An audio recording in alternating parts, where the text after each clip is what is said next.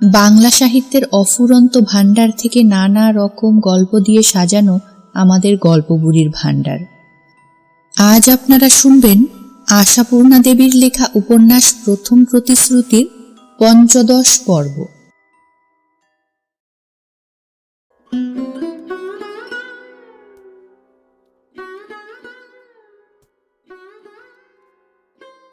নবকুমার চলে গিয়ে পর্যন্ত এই কটা দিন আরও টো টো করে বেড়াচ্ছিল সত্য, বাঁধা গরু ছাড়া পাওয়ার ধরনে। নবকুমারের উপস্থিতিতে সামান্য যেটুকু সাবধান হতে হচ্ছিল তাও ঘুচেছিল। হঠাৎ সেন দৃষ্টি মোক্ষদার মোক্ষম আবিষ্কারের ফলে স্বাধীনতা সাংঘাতিক রকম খর্ব হয়ে গেল তার। বিদ্রোহ করা চলছে না, উঠতে বসতে উপদেশের ঠেলা। দরজায় বসিসনি, দুজনের মাঝখান দিয়ে যাসনি, সাজ সন্ধে হয়ে গেলে উঠোনে নামিসনি, শনি মঙ্গলবারে পথে বেরোসনি, খাটে পুকুরে একা যাসনি। নিষেধের বৃন্দাবন একেবারে। তাছাড়া আছে বিধি। পায়ের আঙুলের উপর আংটি পরে থাকো, চুলের আগায় আর শাশুড়ির কোচাচলে সর্বদা গিট বেঁধে রাখো, শত্রুপক্ষ জাতীয় কোনো মহিলাকে দেখলেই সরে থাকো, এবং নজর খরা কোনো মহিলার নজরে পড়ে গেছে সন্দেহ হলেই দেহের কোনোখানে লোহা পুড়িয়ে ছ্যাঁকা দাও, রাত্রে খোপায় খড়কে রাখো। এইসব অনুশাসনের শাসনে চলতে হচ্ছে সত্যকে যেন বেঁধে মারছে এরা। সত্য যখন তখনই ভয়ানক ভয়ানক অঘটন ঘটিয়ে বসছে। যেমন অন্যমনস্কতায় পান ধোয়া জল মারিয়ে গেল, মাছ ধোয়া জল ডিঙিয়ে গেল, ছেঁচ তলায় নিজের শাড়িখানা মেলে দিয়ে বসল। এই সব সর্বনেশে কাণ্ড। ভুবনেশ্বরী কেবল বলে, অসত্য, কখন কি করে বসবি, আয় না আমার কাছে এসে একটু বস না। এক আধবার বসে সত্য, হয়তো ভিতরের কোনো ক্লান্তিতেই, কিন্তু বেশিক্ষণ মায়ের কাছে কাছে থাকতে তার লজ্জা করে। তাছাড়া চিরচঞ্চল চিত্ত তার দীর্ঘকাল শ্বশুরঘর করেছে অচঞ্চলের ভূমিকা নিয়ে, আর সে সহজ ক্লান্তির কাছে হার মানতে রাজি হয় না মমতার কাছে বশ্যতা স্বীকার করতে। অতএব একদিন রামকালীর কাছে নালিশ পৌঁছল। বলা হলো, তুমি শাসন করো। কিন্তু রামকালী কি করলেন শাসন? নাকি চিকিৎসক জনচিত নিষেধের বাণী বর্ষণ করলেন? না, সেসব কিছুই করলেন না রামকালী। কেন কে জানে, ভেতরে ভেতরে একটা পীড়া বোধ করছেন তিনি। কেমন যেন একটা বিমুখতা, যেন শেষ সম্বলটুকুও হারিয়েছেন। তাই মনের মধ্যে নির্লিপ্ত শূন্যতা। রামকালী শুধু একদিন মেয়েকে ডেকে বললেন, গুরুজনরা যা বলছেন মন দিয়ে শুনবে, ওরা বোঝেন, ওদের কথা মেনে না চললে ক্ষতি হতে পারে। অভিমানে সত্য 3 দিন শুয়ে রইল। ভুবনেশ্বরী অনুযোগ করে বলল, এই তো চাও তোমরা, বেশ তো, যা চাও তাই হচ্ছে। সত্যি হঠাৎ চুপচাপ হয়ে গেল সত্য। কিন্তু ক্ষতিকে কি রোধ করা গেল? না। রামকালী এখন গ্রহের কোপে পড়েছেন। রামকালী মহাগুরুনিপাতের বিপাক মুক্ত হতে পারছেন না। তাই রামকালীর প্রথম দৌহিত্র সন্তান পৃথিবীর আলোয় উদ্ভাসিত না হতেই অন্ধকারের রাজ্যে হারিয়ে গেল। তাছাড়া আর কি কারণ? সত্য তো সব কিছু বিধিনিষেধ মেনে চলছিল ইদানিং। সেই গোড়ার কালে ধিঙ্গিপনা করার ফল। কিন্তু চিকিৎসক রামকালী তা বলেন না। রামকালীর হঠাৎ মনে হয় এ বোধ করি তার নিজেরই অবহেলার ফল। পিতা হিসেবে না হোক, চিকিৎসক হিসেবে তার আর একটু কর্তব্য ছিল। তবু এটাও তো সত্যি, এ পরিবারভুক্ত আত্মীয় আশ্রিত মিলিয়ে যে গোষ্ঠীটি, সে গোষ্ঠীতে বছরে গড়ে অন্তত 5-7টা শিশুর জন্ম হচ্ছে, নিতান্ত সহজে, প্রায় কর্তাপুরুষদের অজ্ঞাতসারেই। না, অত্যুক্তি নয়। ওই ছেলে মেয়েগুলো একটু বড় হয়ে যখন অন্যের ট্যাকে চড়ে বহির্জগতে বেরোয়, তখন এরা কৌতূহলী হয়ে প্রশ্ন করেন, কার এটা? অতএব অপরাধটা কোথায় রামকালীর? এই কটা দিন আগে তেল সন্দেশ সহকারে খবর পাঠানো হয়েছিল সত্যর শ্বশুর বাড়িতে, এবং এলোকেশী হেন মানুষও খবরদাত্রীকে একখানি নতুন কাপড়দানে পুরস্কৃত করেছিলেন। বউকে বাপের ঘরে রাখার অনুমতিও দিয়েছিলেন দীর্ঘকালের জন্যে। আবার এখন এই বার্তা পাঠাতে হবে। ঘটা করে মেয়ের স্বাদ দিচ্ছিলেন বউয়ের বড়লোক বাপ, তা নয়, মূলে হাবাত। হয়েছিল অবশ্যই মেয়ে সন্তান, তবু প্রথম সন্তান তো। সত্য তো ভাঙা হয়ে গেল, আর তো সত্য অখণ্ড পোয়াতি রইল না। কোনো শুভকর্মে নিয়ম লক্ষণের কাজে আগ বাড়িয়ে আসতে তো পারবে না সত্য। কড়া হুকুম দিলেন এলোকেশী। শরীর স্বাস্থ্য একটু ভালো হলেই যেন মেয়েকে পালকি চড়িয়ে সাবধানে পাঠিয়ে দেন বেয়াই। আহ্লাদে মেয়ের বাপের বাড়ি গিয়ে আহ্লাদেপনা করেই যে এইটি ঘটিয়েছেন, তাতে আর সন্দেহ কি? ওই বচন হজম করতে হলো রামকালীকে। এ নির্দেশ মানতেই হলো। আবার রাসুকে যেতে হলো সত্যর শ্বশুর বাড়ি, কেঁদে কেঁদে চোখ ফোলানো ম্রিয়মান সত্যকে নিয়ে। কিন্তু রামকালীর গ্রহের কোপ কি কাটল? মহাগুরু নিপাতের বছর পূর্ণ হয়েও তো আরও বছর কেটে গেল, তবু রামকালীর সংসারে অঘটন ঘটতেই থাকলো কেন? কোনোখানে কিছু নেই। নেরু নামক নিরীহ ছেলেটা একদিন হঠাৎ হারিয়ে গেল, যেমন করে একদিন রামকালী হারিয়ে গিয়েছিলেন। কিন্তু নেরু তো খরম পেটা খায়নি। অনেক খোঁজাখুঁজি করলেন রামকালী। কুঞ্জ অনেক কাঁদলেন মেয়ে মানুষের মতো। নেরুর বার্তা পাওয়া গেল না। এর কমাস পরেই কাশীশ্বরী মারা গেলেন। আরও কমাস পরে শিবজয়ের বড় মেয়ে বিধবা হয়ে বাপের বাড়িতে ফিরে এসে আশ্রয় নিল, এক পাল ছেলে মেয়ে নিয়ে। এ সমস্তই যে রামকালীর গ্রহবৈগুণ্য, এ কথা কে না বলবে। এর সব হ্যাপাই তো রামকালীকে নিতে হচ্ছে।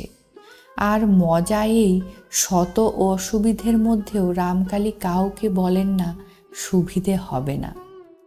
শত ঝঞ্ঝাটেও বলে ফেলেন না আর পারা যাচ্ছে না। বিধবা হয়ে বাপের বাড়ি ফিরে আসা খুড়তুতো বোনের বিয়ের যোগ্যী মেয়ে দুটোর জন্যেও তোড়জোড় করে পাত্র খুঁজতে ঘটক ঠিক করে শ্যাকরা ডেকে পাঠালেন। পাত্র খোঁজা হোক, গহনাও প্রস্তুত হোক। বোনের ছেলে চারটের কথাও ভুলে থাকলেন না। যথাযথ হিসেবে তাদের কাউকে টোলে, কাউকে পাঠশালে ভর্তি করে দিলেন। কর্তব্যের ত্রুটি করছেন না রামকালী, করছেন না কোনো অনাচার, তথাপি বারে বারেই ভাগ্যের মার পড়ছে তার ওপর।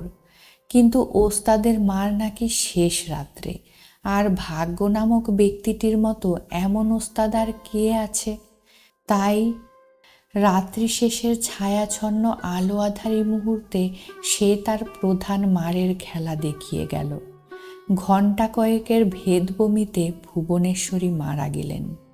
রামকালী কোপরেজের ডেকে কথা কোয়া ওষুধের সমস্ত মাহাত্ম্য কি ব্যর্থ হলো? হয়তো ব্যর্থই হতো। নিয়তিকে কে পারে ঠেকাতে? কে পারে অপ্রতিরোধ্যকে রোধ করতে? তবু চেষ্টা করবার সময়ও যে পেলেন না রামকালী। হয়তো সময়টা পেলে আক্ষেপটা কম হতো। কিন্তু লাজুক ভুবনেশ্বরী, নির্বোধ ভুবনেশ্বরী সে চেষ্টাটুকুর অবকাশ দেয়নি। সে মাঝরাত্রে বিছানা থেকে উঠে সেই যে খাটের ধারে গিয়ে পড়েছিল, আর উঠে আসেনি, কাউকে জানায়নি, হয়তোবা পারেও নি। বাগদিপুরী শেষ রাত্রে ঘাটে গিয়ে আবিষ্কার করলো এই ভয়ঙ্কর ঘটনার দৃশ্য। ও মা করে চেঁচাতে চেঁচাতে সে আছড়ে পড়ল। তার আর্তনাদ থেকে ব্যাপারটা বুঝতেও কিছুক্ষণ গেল লোকের। কিন্তু 2-5 মিনিট আগে বুঝে বা কি এমন লাভ হতো? তখন তো একেবারে শেষ সময়। চোখ মুখ বসে গেছে, নাড়ি ছেড়ে গেছে। রামকালী নাড়িটায় একবার হাত দিয়েই আস্তে আস্তে সেই প্রায় স্পন্দনহীন হাতখানা নামিয়ে রাখলেন। ঝুঁকে বসে রুদ্ধকম্পিত স্বরে বললেন, মেজ বউ, এ কি করলে? রাসু হাতে ধরা প্রদীপটা রোগিণীর মুখের আরও কাছে এগিয়ে আনল। ভুবনেশ্বরী কষ্টে চোখের পাতা টেনে চোখ দুটো খুলল একবার। কি একটা বলতে গেল, ঠোঁট নাড়তে পারল না। চোখের কোণ থেকে 2 ফোঁটা জল রগ বেয়ে গড়িয়ে পড়ল। এ রোগে রোগীর শেষ অবধি জ্ঞান থাকে, চৈতন্যাবলুপ্তি ঘটে না। কিছু একটা বলবার জন্যে ভয়ঙ্কর একটা আকুলতা যে সেই মৃত্যুপথযাত্রিনীর ভিতরটাকে তোলপাড় করছে, তা সেই বাতাসে কাঁপা ক্ষীণ প্রদীপ শিখার আলোতেও ধরা পড়ল। রামকালী তেমনি রুদ্ধ গম্ভীর আবেগ কম্পিত গলায় বললেন, মেজ বউ, এমন কঠিন শাস্তি কেন? মুহূর্তের জন্য রোগিণীর ভিতরকার সেই আকুলতার জয় হলো। ঠোঁটটা নড়ে উঠল, উচ্চারিত হলো, ছি। সত্যকে না দেখেই চললে? হঠাৎ সেই কাঠ হয়ে আসা দেহটার বিদ্যুতাহতের মতো নড়ে উঠল। এক ঝলক জল সেই কোটরগত চোখের চারধার থেকে উথলে উঠে গড়িয়ে পড়ল। রাসুর হাতের প্রদীপটা নিভে গেল বাতাসের ঝটকায়। গত রাত্রে সহজ সুস্থ ভুবনেশ্বরী সংসারের বহুবিধ কাজ সেরে আগামী সকালের রসদ বাবদ 3-3টে মোচা কুটে রেখে এক জামবাটি ডাল ভিজিয়ে ঘুমোতে গিয়েছিল। আজ আর সে সকালের মুখ দেখতে পেল না। ভোরের প্রথম আলো একজোড়া ঘুমন্ত চোখের ওপর এসে স্থির হয়ে পড়ে রইল ব্যর্থতার গ্লানি বহন করে। রাসু মেয়ে মানুষের মতো হাউ হাউ করে কেঁদে উঠল। কেঁদে উঠল যে যেখানে ছিল সেখানেই। মোক্ষদার তীব্র তীক্ষ্ণ চিৎকার প্রথম ভোরের স্নিগ্ধ পবিত্রতাকে যেন দীর্ণ বিদীর্ণ করে ধিক্কার দিয়ে উঠল। কুঞ্জ ভাসুর মানুষ, বেশি কাছে আসবে না। দূরে বসে বুক চাপড়ে বলে উঠলেন, জীবনভর এত লোককে বাঁচালে রামকালী, সোনার প্রতিমা ঘরের লক্ষ্মীকে বাঁচাতে পারলে না, হেরে গেলে। রামকালী শুধু একবার সেই হাহাকারের দিকে ফিরে তাকালেন, বললেন না, যুদ্ধের অবকাশ পেলাম কই? অজাতশত্রু ভুবনেশ্বরী মরণকালে তার পরম দেবতার সঙ্গে যেন ভয়ঙ্কর একটা শত্রুতা সেধে গেল। সেজকর্তা ভাঙা ভাঙা গলায় মন্ত্রোচ্চারণের ভঙ্গিতে বললেন, নারায়ণ নারায়ণ, অন্তিমে নারায়ণ। রামকালী, আত্মা এখনো এখানেই অবস্থান করছেন, নারায়ণের নাম করো। আপনারা করুন, বলে রামকালী উঠে দাঁড়ালেন। এমন অকস্মাৎ মৃত্যুতে ঘরের পাশের লোকের সঙ্গেই দেখা হয় না, তা গ্রামান্তরের। মায়ের এই হেন মৃত্যু সত্যবতীর দেখবার কথা নয়, কিন্তু মাতৃশ্রাদ্ধও দেখা হলো না তার। হ্যাঁ, শ্রাদ্ধ ভুবনেশ্বরীর ভালো করেই হলো। বাড়িতে 5টা বুড়ি আছে বলে যে আর কেউ তার প্রাপ্য সম্মান পাবে না, এমন নীতিতে বিশ্বাসী নন রামকালী। আয়োজন দেখে ক্ষুব্ধ মোক্ষদা রামকালীকে বললেন, আমাদের কথা না হয় ছেড়েই দিলে, কিন্তু তোমার খুড়ো এখনো বেঁচে, তার চোখের সামনে একটা কচি বউয়ের ছেড়াদ্ধ এত ঘটা করা কি বেশ বিবেচনার কাজ হচ্ছে রামকালী? রামকালী পিসির মুখের দিকে না তাকিয়েই উত্তর দিলেন, তোমাদের কথা ছেড়ে দেবার কিছু নেই, কারোর কথাই আমি ছেড়ে দিচ্ছি না, যেটা বিধি সেটাই করছি। 5টা বুড়ির চোখের ওপর ওই কচি বউটার সমারোহ করে ছেড়াদ্দ করাই তাহলে বিধি? আত্মার বয়স নেই। কিন্তু চোখে যে সহ্য করতে পারা যায় না রামকালী। জগতে অনেক জিনিসই সহ্য করে নিতে হয়, ও নিয়ে বৃথা আলোচনায় ফল কি? মোক্ষদা চুপ করে গেলেন। কথাটা সত্যি বই কি, কনিষ্ঠজনের মৃত্যুটাই যদি সহ্য করে নেওয়া যায়, তার সেই প্রিয় পরিচিত মূর্তিটা আগুনে পুড়িয়ে শেষ করে চিতায় জল ঢেলে সেই আবার খাওয়া যায়, ঘুমোনো যায়, তবে আর কোন মুখে বলা চলে তার পারলৌকিক কাজটা চোখ মেলে দেখে সহ্য করার ক্ষমতা নেই আমার? কিন্তু মায়ের শ্রাদ্ধ চোখে দেখবার ক্ষমতা ছেলে মানুষ সত্যবতীর হবে না বলেই কি নিয়ে আসা হলো না তাকে? না, তা নয়, নিজেরই তার আশা সম্ভব হলো না। সে যখন মায়ের মৃত্যু সংবাদ পেল, তখন দুদিনের ছেলে নিয়ে আতুর ঘরে। ভুবনেশ্বরী যেদিন ভোরে মারা গেছেন, ঠিক সেই দিনই সকালবেলা সত্যর দ্বিতীয় সন্তান ভূমিষ্ঠ হয়েছে, পুত্র সন্তান। দু পরিবার থেকে দুজন লোক কুটুমবাড়ি এসেছে খবর জানাজানি করতে, একজন জন্মের আর একজন মৃত্যুর খবর বহন করে। কিন্তু সত্য কেন প্রসবের পাককালে বাপের বাড়ি আসেনি? বিশেষ করে বাপ যার অত বড় চিকিৎসক। আসেনি তার কারণ আছে, যদিও ধরতে গেলে কারণটা নিতান্তই মেয়েলি, কিন্তু এসব ক্ষেত্রে মেয়েলি প্রথা আর মেয়েলি কুসংস্কারই জয়ী হয়। সত্যর বেলাতেও তাই অন্যথা হয়নি।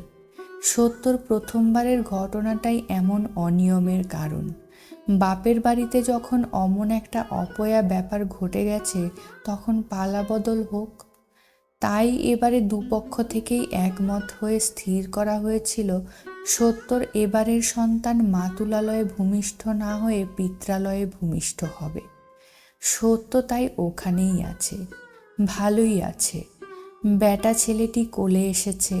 এলোকেশি বড় মুখ করে লোক পাঠিয়েছেন বড়লোক কুটুমবাড়ি।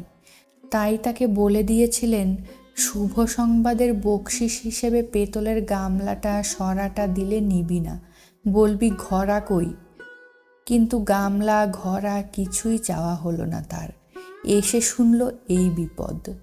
ওদিকে সত্যবতীও পুলকে আনন্দে আশায় গর্বে প্রত্যাশিত হয়ে বসেছিল কখন সংবাদদাতা ঘরা নিয়ে ফিরবে। কিন্তু তার ফেরা পর্যন্ত আর অপেক্ষা করে বসে থাকতে হলো না। লোক এলো ওদিক থেকে।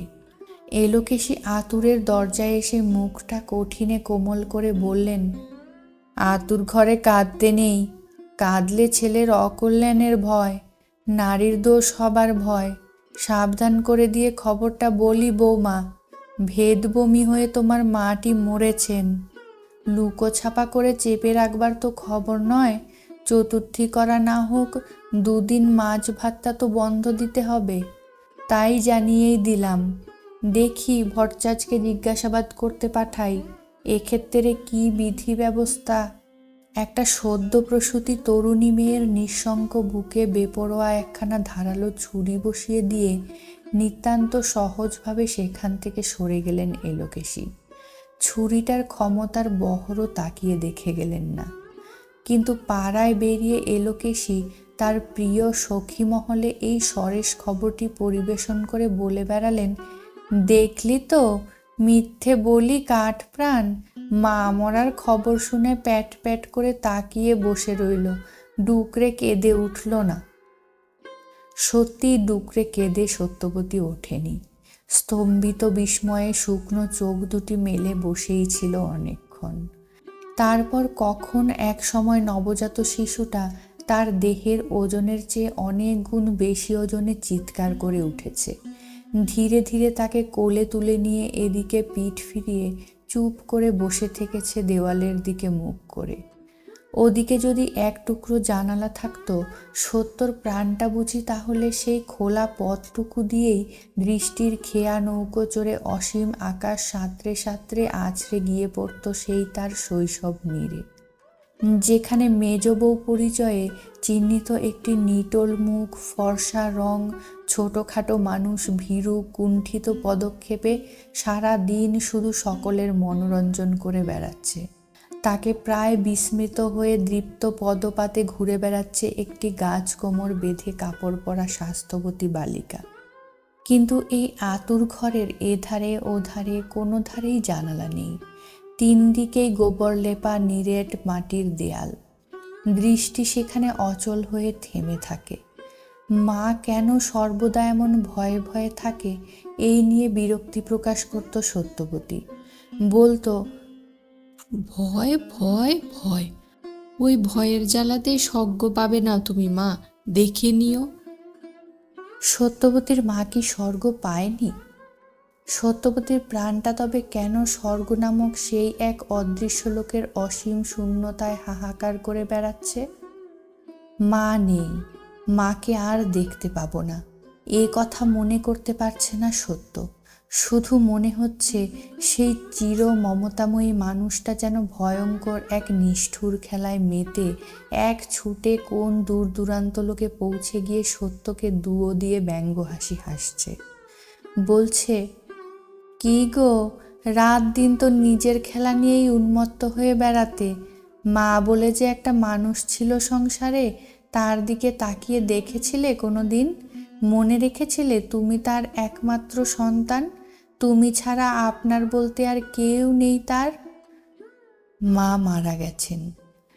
এ দুঃখের চেয়ে দুরন্ত হয়ে উঠেছে সত্যর ছেলেবেলাকার সত্যর সেই মার প্রতি উদাসীন্যের দুঃখ। মাকে কেন ভালো করে দেখেনি সত্য? দুদণ্ড কেন স্থির হয়ে এসে বসেনি মার কোলের কাছে? কেন রাতে আর 5টা মেয়ের সঙ্গে ঠাকুমার ঘরে শোয়ার বদলে মায়ের গলাটি জড়িয়ে ঘুমোয়নি? প্রায়ই তো সেই কুণ্ঠিত মানুষটি ভীরু ভীরু মুখটি হাসিতে উজ্জ্বল করে চুপি চুপি অনুনয় করত, এ ঘরে আমার বিছানায় শুবি, আয় না, রূপকথার গল্প বলবো। যার কাছে এই অনুনয় সে কোনোদিনই তার মান রাখত না। নিতান্ত তাচ্ছিল্যে বলতো, কতই না গল্প জানো তুমি। ও ঘরে বলে আমার বন্ধুরা সবাই ওদের ছেড়ে তোমার কাছে শুতে আসবো আমি? বলিহারি কথা বটে। কি পাষাণ ওই মেয়েটা গো, কি পাষাণ! গোবর লেপা ওই নিরেট দেয়ালটায় মাথা কুটে কুটে মাথার মধ্যেকার ভয়ঙ্কর যন্ত্রণাটাকে ছিন্ন ভিন্ন করে ফেলতে ইচ্ছে করে সত্যর। ভগবান, একেবারের জন্যে সেই দিনটা এনে দিতে পারো না? সত্য তাহলে সেই দিনের সেই নিষ্ঠুর মেয়েটার পাপের প্রায়শ্চিত্ত করে। সেই ছোটোখাটো দেহটাতে 2 হাত জড়িয়ে ধরে বুকে মুখ গুজে বলে, মা গো, নিষ্ঠুর ছিল না সে মেয়েটা, শুধু অবোধ ছিল। ইদানিংয়ের মাকে, শ্বশুরবাড়ি থেকে ঘুরে গিয়ে দেখা মাকে কিছুতেই যেন মনে পড়াতে পারে না সত্য। ঘুরে ফিরে শুধু মার সেই নিতান্ত বধূমূর্তিটি রামকালী কবরেজের মস্ত বড় বাড়িটার সর্বত্র সঞ্চরণ করে ফেরে। সত্য যদি এক্ষুনি মারা যায়, স্বর্গ নামক সে জায়গাটায় কি দেখা হবে মার সঙ্গে? তাহলে সত্য তার বুকে ঝাঁপিয়ে পড়ে ডুকরে কেঁদে উঠবে, মা গো, এত পাষাণ তুমি কি করে হলে মা? আত্মবিস্মৃত সত্য কি মনে করে বসেছিল সত্যিই সেখানে পৌঁছে গেছে, ঝাঁপিয়ে পড়েছে মার বুকে? আর তার ডুকরে ওঠাটা এত তীক্ষ্ণ হয়ে গেছে যে মর্তলোকের এইখানে এসে ধাক্কা দিয়েছে। নইলে এ লোকেশি ছুটে আসবেন কেন? কেন কঠিন গলায় ধমকে উঠবেন, বৌমা, একটাকে বিসর্জন দিয়ে আঁশ মেটেনি, এটাকেও দিতে চাও? এই আতুরে ষষ্ঠীর ছেলে কোলে নিয়ে মরা কান্না, বুকের পাটাটাকেও ধরনি বলি মা বাপ কি কারো চিরদিনের? তবু তো বিধাতা পুরুষের সুবিচার হয়েছে, বাপ না গিয়ে মা গিয়েছে। শাঁখা সিঁদুর নিয়ে এয়সতী ভাগ্যবতী ড্যাংডেঙিয়ে চলে গেল, দেখে আহ্লাদ করো, তা নয় মা করে চিৎকার তুলছ। বলি আর বেশি দিন বাঁচলে কপালে দুর্ভোগ ছাড়া কি ছাই সুখভোগ আসতো? হাত শুধু করে থান পরে বগ্নবেরির ঘরে ভর্তি হতে হতো না? চোখের জল যদি ছেলের গায়ে পড়ে বৌমা, তোমায় আমি বাপান্ত করে ছাড়বো, তা বলে দিচ্ছি। মা করে ন্যাকামি করা বার করে দেব। চোখের জল ছেলের গায়ে? সত্য আঁচলটা তুলে ঘষে ঘষে চোখটা শুকনো করে ফেলে সভয়ে তাকিয়ে দেখে ছেলের গায়ে কোথাও জলের ফোঁটা লেগে আছে কিনা। এই তো, এই যে জলের ফোঁটা। শিউরে ওঠে সত্য। হে মা ষষ্ঠী, রক্ষা করো মা, এমন বুদ্ধিহীনের মতো কাজ আর কখনো করবে না সত্য। কল্পিত সেই জলের ফোঁটা আঁচলের কোণ দিয়ে মুছে নিয়ে ছেলেকে নিবিড় করে ধরে সত্য। মৃত্যুর দিক থেকে মুখ ফিরিয়ে নিয়ে জীবনের মুখোমুখি বসে। কথায় বলে, ভাগ্যবানের বোঝা ভগবান বয়। রাসুর বউ সারদা অবশ্য নিজেকে খুব একটা ভাগ্যবতী মনে করে না, বরং যখন তখন আমার যেমন ভাগ্য বলে আক্ষেপ করতে ছাড়ে না। কিন্তু এক হিসেবে এ যাবৎ ভগবান তার বোঝা বয়ে এসেছেন গ্রহ নক্ষত্রের একটি সুকৌশল সমাবেশ ঘটিয়ে। নইলে পাটমহলের লক্ষ্মীকান্ত বাড়ুজ্যের নাতনির তো এখনো পাটমহলেই পড়ে থাকবার কথা নয়, কিন্তু তাই পড়ে আছে সে, সারদাকে নিঃস্বপত্য রাজ্যভোগের সুযোগ দিয়ে। লক্ষ্মীকান্ত নেই, কিন্তু তার পুত্র শ্যামকান্ত বাপের ঠাট বাট বজায় রেখেছেন। সর্ববিধ শাস্ত্রীয় আচার আচরণ মেনে চলেন তিনি। নড়তে চড়তে পাঁজি পুঁথি দেখেন এবং গ্রহ ফাড়া ঠিকুজি কোষ্ঠী ইত্যাদি গোলমেলে ব্যাপারে প্রত্যেক সময় কাশী প্রত্যাগত জ্যোতিষার্ণব ঠাকুরের উপদেশ গ্রহণ করে থাকেন। জ্যোতিষার্ণবী পটলীর কোষ্ঠী দেখে তার পতিগৃহ যাত্রা সম্পর্কে একটি বিশেষ বিধিনিষেধ আরোপ করেছিলেন। ঘোষণা করেছিলেন 18 বছরে পদার্পণের আগে পটলীর স্বামী সন্দর্শনে বিপদ আছে। উক্ত কালাবধি তার পতি সুখস্থানে রাহুর কটাক্ষ। জ্যোতিষার্ণবের ঘোষণায় অবশ্য আশ্চর্য কেউ হয়নি, বরং যেন এই ধরনের একটা কিছু না হলেই আশ্চর্য হতো। কারণ পটলীর পতি সুখস্থানে যে রাহুর দৃষ্টি, সে আর জ্যোতিষীকে বলতে হবে কেন, সে তো তার বিয়ের দিনই হাড়ে হাড়ে টের পাওয়া গেছে। নেহাত নাকি ওর বাপের পুনর্জন্মের পুণ্যি ছিল, তাই সেই বিয়ের বর রামকালী কোবরেজের দৃষ্টিপথে পড়ে গিয়েছিল।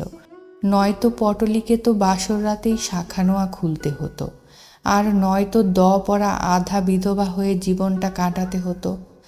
রামকালী কোবরেজ ভগবান হয়ে এসে উদ্ধার করেছেন, কিন্তু অদৃষ্টের ফল কে খণ্ডাবে বলো? তাই গ্রহ নক্ষত্ররা আঙুল তুলে নিষেধ করে রেখেছে, পটলী তুই স্বামীর দিকে চোখ তুলবি না, অন্তত 18 বছর বয়স হবার আগে নয়। লক্ষ্মীকান্তর শ্রাদ্ধের সময় সামাজিক আচার অনুযায়ী জামাইকে শ্যামকান্ত নিমন্ত্রণ করেছিলেন, তবে বাড়িতে কড়া শাসন করে রেখেছিলেন মেয়ে জামাইয়ে যেন দেখাশুনো না হয়। কিন্তু ভাগ্যচক্রে জামাইয়ের আশাই হলো না। সেই দিনই নাকি জামাইয়ের রক্ত আমাশা দেখা দিল। কে জানে শের 2 কাঁচা দুধ খাবার ফল কিনা সেটা। যাক, সেসব তো অতীত কথা। শ্যামকান্ত মেয়ের শ্বশুরকে তার কোষ্ঠী ঘটিত বিপর্যয় জানিয়েছিলেন, কাজেই এতদিন ও পক্ষ থেকে বউ নিয়ে যাবার প্রস্তাব ওঠেনি।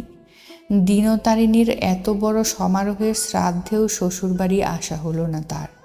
একঘাট করতে যে যেখানে জ্ঞাতিগোত্র ছিল সবাই এসে জড়ো হলো। সত্য, পুণ্যি, কুঞ্জর 5-5টা শ্বশুর ঘরন্তী মেয়ে, শিবজায়ার দত্তর গোষ্ঠী, বাকি কেউ থাকেনি। বাকি ছিল শুধু পটলী, সে নাকি সর্বপ্রধানের এক প্রধান। কিন্তু এবার সময় এসেছে। 18 বছরে পদার্পণ করেছে পটলী। কুঞ্জগৃহিণী অভয়া ব্যস্ত হয়ে উঠেছেন নতুন বউকে আনতে। মুখে বলছেন অবশ্য আর ফেলে রাখলে কি ভালো দেখায়, কিন্তু ভিতরের উদ্দেশ্য আরও গভীর।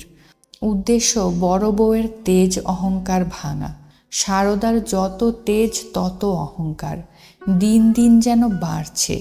সংসারে ভুবনেশ্বরীর শূন্য স্থানটা কেমন করে কে জানে আস্তে আস্তে সারদার দখলে এসে গেছে।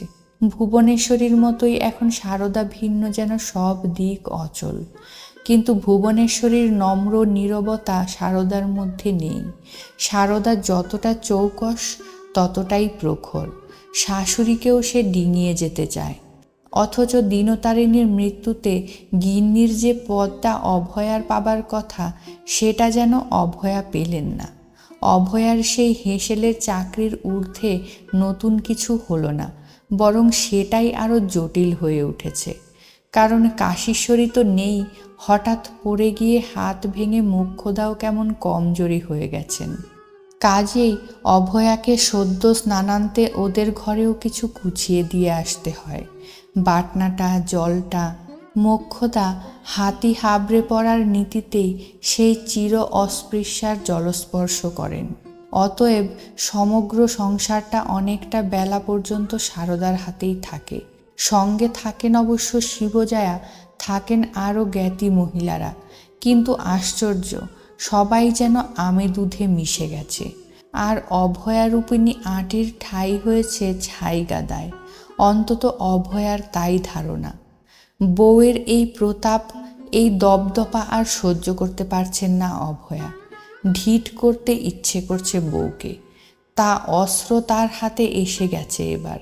শ্যামকান্ত জানিয়েছেন 18 বছরে পা দিয়েছে পটলি।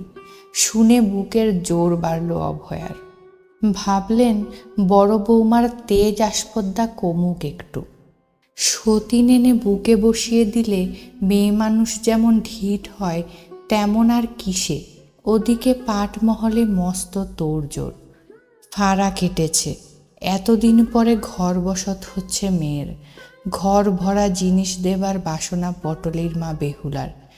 জিনিস গোছাচ্ছে আর উঠতে বসতে মেয়েকে উপদেশ দিচ্ছে কিসে মেয়ে শ্বশুরবাড়ি গিয়ে একজন হতে পারে। মেয়েটা যে বড্ড ন্যাকা হাবা, তাই ভাবনা বেহুলার। তবে অন্যদিকে একটা মস্ত ভরসা আছে পটলির মার।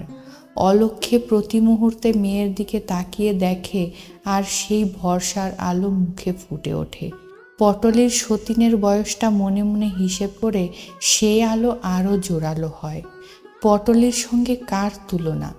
একে তো ভরন্ত বয়স, তাই আবার এই কাল অবধি বাপের ঘরে নিশ্চিন্দির ভাত খেয়ে খেয়ে গরম হয়েছে পুরন্ত বারন্ত। আর রূপ, সে তো সেই শৈশব থেকেই একরকম ডার্ক সাইডে। ঘরে পড়ে সবাই বরং ওই রূপের জন্যই খোঁটা দেয় তাকে। বলে অতি সুন্দরী না পায় বর। শাস্ত্রের এই কথাটা নতুন করে প্রমাণ করছিস পটলি তুই। এর থেকে আমাদের কালো খেঁদি মেয়েরা বরং ভালো। তোর বয়সী সবাই 3-4 ছেলের মা হলো। এখন আবার ভয়ও দেখাচ্ছে অনেকে। বলছে সতীন এখন স্থলকুল দিলে হয়। এ যাবৎ একা পটেশ্বরী হয়ে রয়েছে। পটলির মা, তুমি মেয়ের গলায় কোমরে ভালো মতন রক্ষে কবচ বেঁধে দিও। কে জানে কার মনে কি আছে। মেয়েকে বারণ করে দিও যেন সতীনের হাতের পান জল না খায়। আশা আর আশঙ্কা, স্বপ্ন আর আতঙ্ক, এই নিয়ে দিন কাটাতে কাটাতে অবশেষে একদিন পটলের জীবনের সেই পরম দিনটি এসে পড়ে। শ্বশুরবাড়ি যাত্রা করে পটলি। বাড়িটার খানিক খানিক ঝাপসা ঝাপসা মনে আছে। বড় যে উঠোনটায় বউ চত্বরের ওপর গিয়ে দাঁড়িয়েছিল, মস্ত যে দালানটায় তাকে তুলে নিয়ে গিয়ে বসিয়েছিল, ঘাটের যে ধারটায় স্নান করিয়েছিল পটলিকে, সে ঘরে 8 দিন বাস করেছিল সে। এই রকম একটু একটু, আর বিশেষ কিছু না। অতগুলো মেয়ে মানুষের মধ্যে কে যে তার সতীন সে কথা বুঝতেই পারেনি পটলি। তাছাড়া বোঝবার চেষ্টাই বা করছে কে? কেঁদে কেঁদে যার চোখ ফুলে করমচা। শুধু তো শ্বশুরবাড়ি আসার কান্না নয়, নিজেকে ভয়ঙ্কর একটা অপরাধী ভেবে আরও কান্নার যোগ হয়েছিল তার সঙ্গে। সত্যি পটলির মতো মহা অপয়া ত্রিজগতে আর কে আছে? বিয়ের বর বিয়ে করতে এসে রাস্তায় মরে, এমন কথা কে কবে শুনেছে? তারপর আবার এ বাড়ি। বউ ভাতের যজ্ঞের দিন বাড়ি যখন রমরম করছে, তখন কিনা বাড়ির একটা জলজ্যান্ত বউ হারিয়ে গেল। শুনে হাঁ হয়ে গিয়েছিল পটলি। পুরুষ মানুষ রাস্তায় ঘাটে বেরিয়ে সাপের পেটে, বাঘের পেটে, কি চোর ডাকাতের হাতে পড়ে হারিয়ে যেতে পারে, কিন্তু মেয়ে মানুষ, বিশেষ করে বউ মানুষ, ঘরের মধ্যে থেকে হারিয়ে যাবে কি? ভূতে উড়িয়ে নিয়ে যাওয়া ব্যাপার ছাড়া আর কিছু ব্যাখ্যা চলে না এর। সেই ব্যাখ্যাতেই নিশ্চিন্ত হয়ে সকল কারণের মূল নিজের ওপর ধিক্কারে আর ভয়ে যখন খালি কেঁদে আকুল হয়ে যাচ্ছিল, তখন সত্য এসে জ্ঞান দিয়েছিল তাকে। হ্যাঁ, ওই আর একটা বস্তু মনে আছে পটলির। সত্য। আরশির মতন চকচকে সেই বড় বড় দুটো চোখ, আর তার উপরকার ঘন কালো জোড়া ভুরু এখনও যেন স্পষ্ট মনে পড়ে যায় পটলির। পটলির কান্নার কারণ শুনে সেই ভুরু কুচকে বলেছিল সত্য, নিজেকে অপয়া বলে কেঁদে মরছ কেন? ভগবান যার ভাগ্যে যা লিখে রেখেছে তার তাই হবে। নিজেকে সমস্ত ঘটন অঘটনের হেতু ভাববার হেতু? তুমি যদি না জন্মাতে এই পৃথিবীর কলকবজা বন্ধ থাকতো। অবাক হয়ে গিয়েছিল পটলি তার সেই প্রায় সমবয়সী খুড়তুতো ননদের কথা শুনে। তার জীবনে এই হেন কথা সে কখনো শোনেনি, তাও আবার এতটুকু মেয়ের মুখে।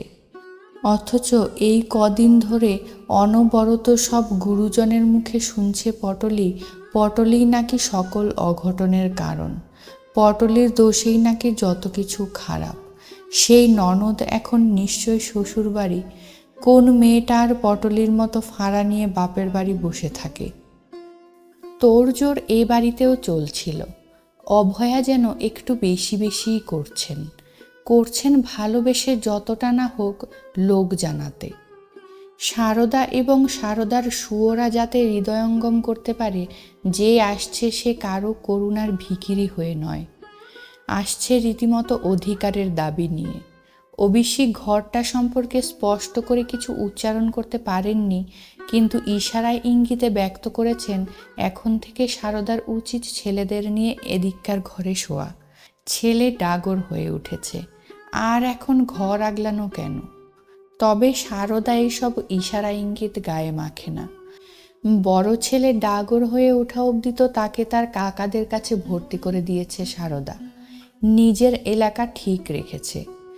বড় ছেলে বনু বা বনবিহারী তো ছোট কাকা নেরুর প্রাণপুতুল ছিল। নেরু হারিয়ে যাওয়া অবধি অন্য কাকাদের প্রাণপুতুল অবশ্য সকলেরই, কিন্তু সর্বা প্রথম নাতিটিকে অভয়া যেন তেমন দেখতে পারেন না। ছেলেটা শুধু সারদার পেটের বলেই নয়, বড্ড বেশি মা ঘেঁষা বলেও। তাই যখন তখনই তাকে খিঁচিয়ে বলতেন, রাত দিন ছোট কাকা ছোট কাকার যখন বিয়ে হয়ে যাবে। মেজ কাকা থাকতে ছোট কাকার বিয়ে হবে কেন? অথবা বিয়ে হলে ভাইপোর সঙ্গে সংঘর্ষ বাঁধবার কারণটা কি? এ প্রশ্ন করতো না ছেলেটা, শুধু সবেগে বলতো, ছোট কাকাকে বিয়ে করতে দেবই না। অভয়া আরও খিচিয়ে বলেন, তা দিবি কেন? কারুর আর এসে কাজ নেই, ভাগ নিয়ে কাজ নেই, একা তোর মাই সর্বস্ব দখল করে বসে থাকুক। তার সেই ছোট কাকা নিরুদ্দেশ হয়ে গেল, বিয়ে আর হলো না। অভয়া ভাবেন ওই অপয়া ছেলেটার বাক্যির ফল, আর বাক্যিগুলো মার শিক্ষার ফল। সারদা হাতের বাইরে বলে অভয়া হাতের মুঠোয় পুড়তে পারেন এমন একটি হাতের পুতুলের বাসনা করছেন। তাকে নিয়ে অভয়া সাজাবেন, খাওয়াবেন, চোখের ইশারায় ওঠাবেন, বসাবেন। মেজ বউটা এলেও হতো, অথচ অভয়ার মেজ ছেলের বিয়ের কথা মুখেও আনছেন না রামকালী। বরং একদিন বড় ভাইয়ের মুখের উপর স্পষ্ট বলেছিলেন, ওই অপদার্থটার বিয়ে দিয়ে কি হবে? অপদার্থ বলে যে বেটা ছেলের বিয়ে হবে না এমন ছিষ্টি ছাড়া কথা ত্রিসংসারে কে কবে শুনেছে? কিন্তু কুঞ্জ চিরদিনই ছোট ভাইয়ের ভয়ে কাটা। সমালোচনা যা করেন সে আড়ালে, তাই যা বলেছেন আড়ালেই বলেছেন, নিজে সাহস করে বিয়ের ব্যবস্থা করতে যাননি। যাক, এতদিনে অভয়ার একটা নিজস্ব বস্তু পাবার আশা হচ্ছে, কিন্তু একেবারে নিঃসংশয় সুখ জগতে কোথা? নতুন বউয়ের বয়সের কথা ভেবে বুকের মধ্যে তেমন স্বস্তি নেই। বুড়ো শালিক কি পোষ মানবে? পাকা বাঁশ কি নুইবে? কিন্তু পটলি কি পাকা বাঁশ? কে জানে পটলি কি? মেয়ে মানুষ যতক্ষণ না নিজের স্বার্থকেন্দ্রে এসে দাঁড়ায় ততক্ষণ তাকে কে চিনতে পারে? ভালো মেয়ে, লক্ষ্মী মেয়ে, এইসব বিশেষণ কত ক্ষেত্রেই ব্যর্থ হয়ে যায়। পটলি কি তা না জানলেও পটলির ফাড়া কাটার খবর পাওয়া পর্যন্ত সারদার বুকে বাঁশ পড়েছে। কে যেন সেই বাঁশ দিয়ে অহরহ ডলছে তাকে। আর রাসুরও যন্ত্রণার শেষ নেই। মনের মধ্যে দারুণ এক ভয়, অথচ পুলককম্পিত আবেগ। না জানি সেই 7 বছরের মেয়েটি 18 বছরের হয়ে কেমনটি হয়েছে। এখান থেকে পত্তর নিয়ে যে গিয়েছিল সেই রাখুর মা তো এসে বলেছে বউ তো নয়, যেন পদ্ম ফুল।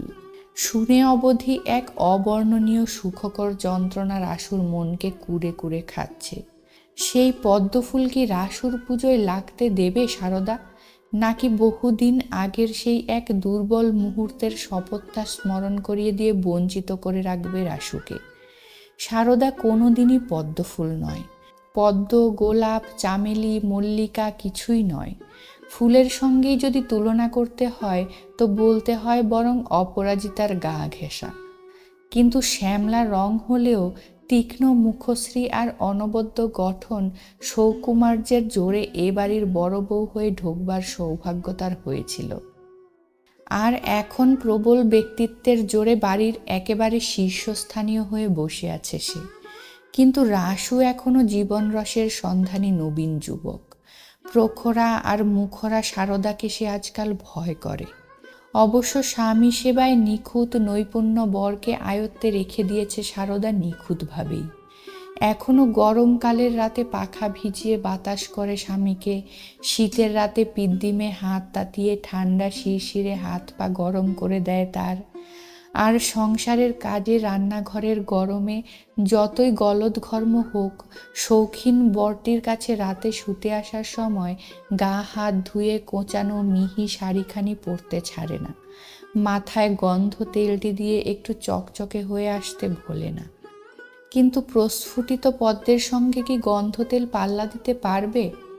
বউ এসে দাঁড়াতেই একটা ধন্যী ধন্যী রব উঠল দু কারণেই। একে তো বউয়ের রূপ, তার ওপর ঘর বসতের সামগ্রীর বহর। রামকালী কোবরেজের সংসারে প্রয়োজনের অতিরিক্ত প্রাচুর্য। ঘর সংসারের জিনিসপত্র তিনি অপ্রয়োজনেই কতগুলো করিয়ে রেখে দেন কোনো একটা উপলক্ষ হলেই। খুঁজলে বাড়িতে ছোটয় বড়য় খান 12 জাঁতা মিলবে, খান 16 শিল। জলের ঘরা না হোক গোটা 40-50, তবু মেয়েদের মন। সেই শিল নোড়া, জাঁতা, কুলো, ঘড়া, ঘটি ইত্যাদি করে সংসার নির্বাহের তুচ্ছ উপকরণগুলোই তাদের মন আহ্লাদে ভরে তোলে। সকলেই এক বাক্যে স্বীকার করে কুটুমের নজর আছে। ঠান্দি নন্দরানী হেসে বলে, না দেওয়ার মধ্যে দেখছি ঢেকি। একটা ঢেকি দিলেই রাসুর শ্বশুরের 16 কলা দেওয়া হতো। ঘর বসতে বৌমার বেহাই ওইটাই বা বাকি রাখলো কেন? না, ঢেকিটা পটলির বাবা দেয়নি, কিন্তু পটলিকে দিয়েছে। আর পটলি ঢেকির মুষল হয়ে অন্তত একজনের বুকের গহ্বরে পাড় দিতে শুরু করেছে। তবু সেই ঢেকির পাড়ের মধ্য থেকেই শক্তি সঞ্চয় করে নেয় সারদা। সংকল্প করে এ সতীনকে সে স্বামীর ধারে কাছে আসতে দেবে না। সেই সিংহবাহিনীর শপথটা রীতিমতো কাজে লাগাবে। তাছাড়া আর উপায় কি? রাসুকে তো চিনতে বাকি নেই সারদার। এই রূপসীর কাছে আসতে পেলে রাসু তো তদ্দণ্ডেই মাথা মুড়িয়ে তার চরণে নিজেকে বিকিয়ে দেবে। প্রথম দিন অবশ্যই অভয়াই বউকে কাছে নিয়ে শুলেন এবং অনেক রাত পর্যন্ত জেগে আর জাগিয়ে বউকে জ্ঞান দান করতে চেষ্টা করলেন। এ সংসারে তার কে আপন কে পর, কাকে সমীহ করতে হবে আর কাকে সন্দেহ করতে হবে। কিন্তু পরদিন কি হবে, অথবা তারও পরদিন, পর চিরদিন? সারদা সেই কথাই ভাবতে থাকে। আজ তো গেল, কিন্তু কাল এবং চিরকাল? রাসুর জন্যে না হয় সিংহবাহিনীর শপথ, কিন্তু সংসারের আর 10 জনের জন্য কি ব্যবস্থা? তাদের প্রশ্নবাণ যখন বিষের প্রলেপ মেখে বুকে এসে বিঁধবে, কি উত্তর দেবে সারদা? ঘরের প্রদীপ নেভানো। রাসু এখনো বারবাড়ি থেকে আসেনি। বৈশাখের দুরন্ত বাতাসে বৈশাখী চাপার মদির গন্ধ। ছোট ছোট গবাক্ষ পথেও সেই বাতাস ঝলকে ঝলকে ঝুলে পড়ছে আর সারা ঘরে ছড়িয়ে দিচ্ছে তার সুবাস। এই রাত্রি, এই মোহময় বাতাস আর এই ব্যথায় টনটনে বুক, এর মাঝখানে কি মনে আনা যায় সারদা অনেক দিন স্বামী সঙ্গ পেয়েছে। সারদার ছেলের বয়স এখন 12। ভাবা যায় সারদার আর জীবনের ভোগপাত্রের দিকে হাত বাড়ানো শোভন নয়। স্বামীর অধিকার স্বেচ্ছায় ত্যাগ করে ভাঁড়ারের হাঁড়ি কুড়ির মধ্যে জীবনের সার্থকতা খুঁজে বার করাই এখন তার উচিত। আশ্চর্য আশ্চর্য, কিছুতেই কেন বিশ্বাস হচ্ছে না এই ঘর সারদা এতদিন ভোগ করছে। বরং দৃষ্টি অন্ধকার করে দেওয়া অশ্রুবাষ্পের সঙ্গে বারে বারে মনে হচ্ছে কদিনই বা।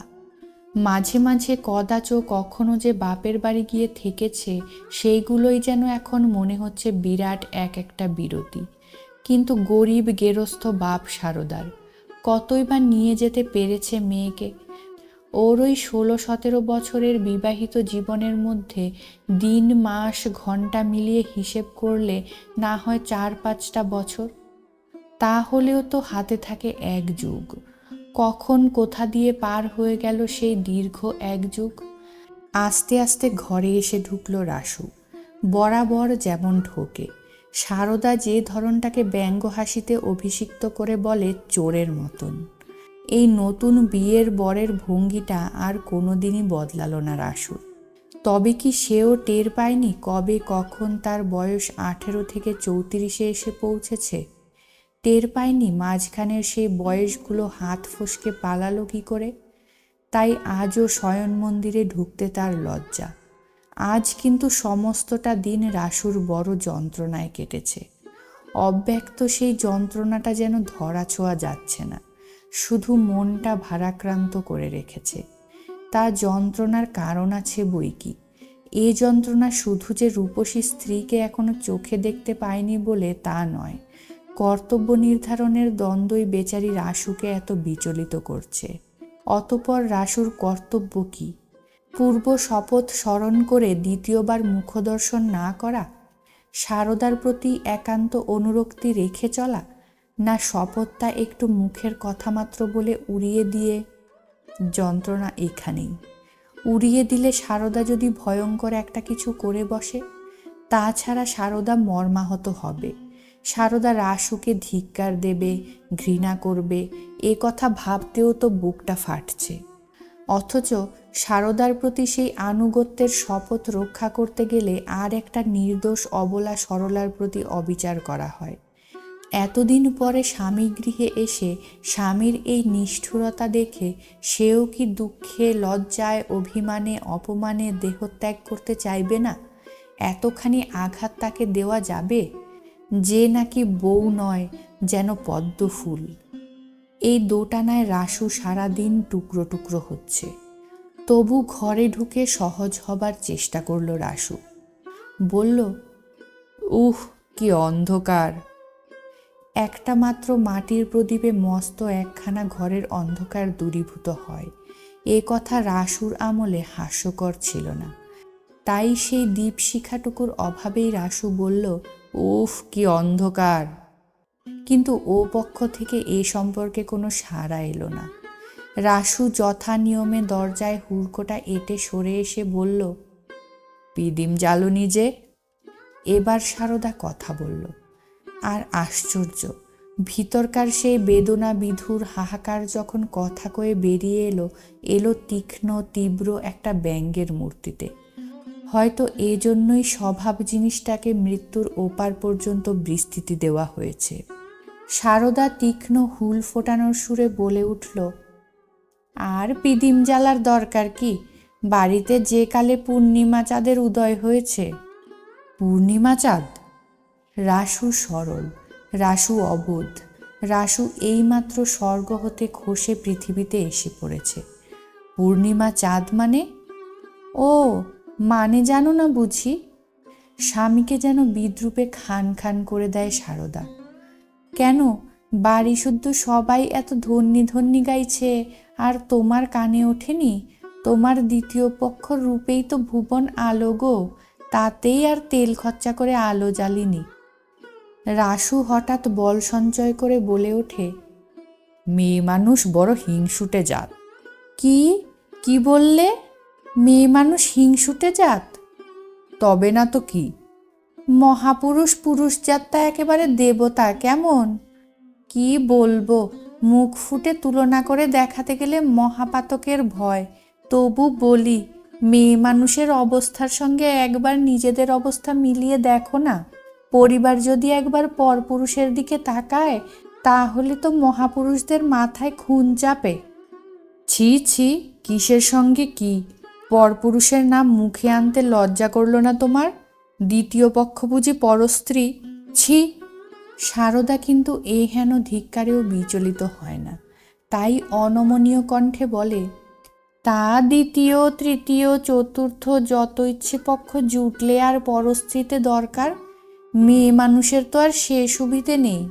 হিংসের জ্বালায় তোমার দিক বিদিক জ্ঞান ঘুচে গেছে বড় বউ, তাই যা নয় তাই মুখে আনছো। নতুন বউকে আমি আনাতে যাইনি, গুরুজনরা বুঝে সুঝে এনেছে, নইলে এ যাবৎকাল তো সেখানেই পড়েছিল। ও ইস, দুঃখ যে উঠছে দেখছি, পড়েই ছিল। আহা, মরে যাই, অথই জ্বলে পড়ে থেকেছিল একেবারে। সারদা ছুরি দিয়ে কেটে কেটে কথা বলে। আমি কিন্তু সাফ কথা কয়ে দিচ্ছি, ভাগাভাগির ইল্লুতেপনায় আমি নেই। আমায় চাও তো ওকে স্পর্শ করতে পারবে না, আর ওকে চাও তো আমি। হঠাৎ কণ্ঠ রুদ্ধ হয়ে যায় সারদার, আর এই রুদ্ধ কণ্ঠেই বড় ভয় রাসুর। আরও হতাশ গলায় বলে সে, তা আমায় কি করতে বলো? মাথার ওপরকার গুরুজনরা যে ব্যবস্থা দেবে তাই মানব, না চেঁচামেচি করে তার প্রতিবাদ করব? কি করবে সে তোমার নিজের বিবেচনা। তুমিও কিছু কচি খোকাটি নও। মাথার ওপরকার গুরুজন যদি বিষ খেতে বলে খাবে।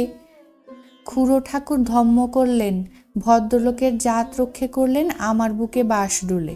এতই যদি ধম্মজ্ঞান, নিজেই কেন? বড় বউ, কি বলছো কি? উন্মাদ হয়ে গেলে নাকি? সারদা ঝপ করে বিছানায় শুয়ে পড়ে গম্ভীর গলায় বলে, উন্মাদ হবার ঘটনা ঘটলে মানুষ উন্মাদ হবে, এ আর আশ্চর্য কি? খুড়ো ঠাকুর যদি তখন আমার ঘর না ভাঙতেন, তাহলে বরং আজ ওনার ভাঙা ঘর ভরত।